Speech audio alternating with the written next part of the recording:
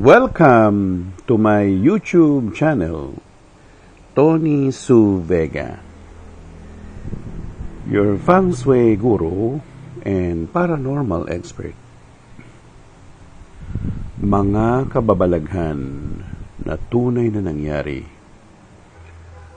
True to Life Stories, number 25. Mga nagtatagong aswang sa Maynila, bilang 5. Nasa high school na ako noon. Nag-aaral ako sa isang exclusive school for boys, pero bilang scholar. Malayo ang lakbayin ko bago ako makarating ng school namin. Minsan, nagbubus ako. Minsan, jeep. Pero kadalasan, nilalakad ko lang pauwi. Galing ng Mendiola, pauwi sa amin sa Erepapa. Nadadaanan ko ang Chinese Cemetery.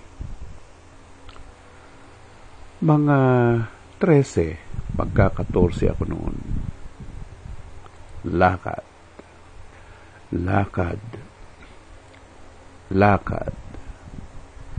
Kasi yung pamasahe ko, ibinili ko ng paboritong halo-halo sa Air Hidalgo. Kaya ayun, walang natirang pangbayad man lang sa jeep. Kailangan kong tiisin ang paglalakad. Pero, takip silim na noon. Halos pusikit ang dinadaanan ko. Minsan, binabagtas ko ang looban ng matang tubig papunta sa amin. Hindi naman ako natatakot sa dilim. Hindi kami pinalaki na merong pinagkakatakutan. Nakarating na ako sa ilog o sapa. At doon, kinilabutan ako sa buo kong katawan. May pumapagaspas na mga pakpak sa dilim.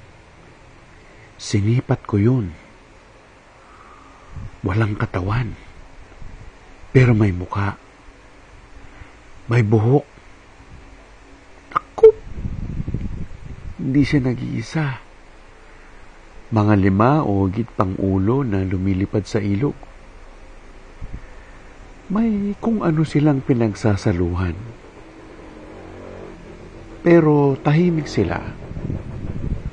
Wari nagbubunyi sila sa mga hawak nila na malalaking boteng sisidlan ng kung ano. Tumapa ako sa damuhan para hindi nila ako makita. May nakakita sa atin. Isang binatilyo. Dali! Nagpulasan sila ng lipad. Hindi ako tuminag sa pagkakasubsob ko sa damuhan. Baka makita ko. Halos hindi ako humihinga. Sabi ko sa isip ko, kapag nilapitan nila ako, manlalaban ako. Tumatagaktak ang pawis na nasa noo ko. Basang-basa na ang polong pamasok ko. Nagbilang ako hanggang 200. Hinihintay ko kung may dadagil sa akin. Nakuko o kamay. Inihanda ko ang bag ko na pwede kong ipangampas man lang. Milagro ng milagro. Nilagpasan nila akong lahat. Yung pala, may mga dumadaan na mga grupo ng mga lalaki na nagro-ronda. Bata, anong ginagawa mo dyan? Gabi na. Umuwi ka na sa inyo. Opo. Tumakbo ko ng tukbo hanggang makarating ako sa bahay namin. Anong nangyari? Tanong ng nanay ko. At bakit ka may galos at ang dumi-dumi mo? Ba dapat kanina ka pa nakauwi? Dumaan pa ako sa classmate ko para tapusin yung homework namin. Sige, magpalit ka na ng damit at kumain ka na. Opo, Nay. Tahimik kong sinunod ang nanay ko. Pero hindi na ulit ako dadaan doon bukas sa dinaanan ko kanina. At titiisin ko na lang yung takam ko sa halong-halong yun. Pahamak.